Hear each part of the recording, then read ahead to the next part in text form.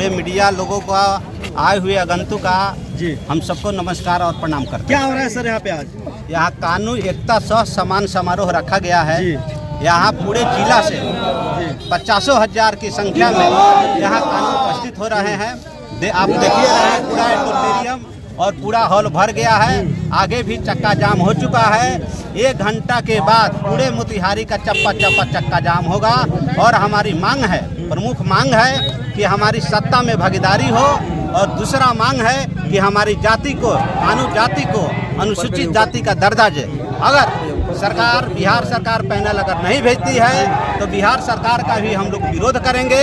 अगर बिहार सरकार केंद्र को पैनल अगर भेजती है, और केंद्र सरकार 2005 और 2015 में बिहार सरकार का पैनल हमारा लौटा दिया है, तीसरी बार अगर लौटाएगा तो केंद्र सरकार को भी छठी का दूध याद करा देंगे। हम गर्व से कहो हम कानू है, हम बैस नहीं है, सिर्फ कानू है। और कानू को हिस्सेदारी चाहिए, कानू को अनुसूचित जाति चाहिए। जो सरकार नहीं देगी उसको रोड पर खड़ा करेंगे और पूरे बिहार में आंदोलन करेंगे। और यह आंदोलन बिहार से, चंपारण से होते हुए पटना तक 38 जिला में करेंगे और दिल्ली तक पहुंचाएंगे और चक्का जाम करेंगे पटना और दिल्ली का भी। क्या लगता है इस एकता को लेकर के, क्या लगता है इस एकता को लेकर के तो ये अभी एकता समारोह कर रहे हैं लोग, इस एकता सरकार इस पे गहन विचार करेगी? अगर सरकार गहन विचार नहीं करती है तो 38 जिला में हम लोग चक्का जाम करके और निर्णय लेंगे, पटना का भी चक्का जाम करेंगे और उसके बाद में दिल्ली सरकार को भी हिलाकर रखेंगे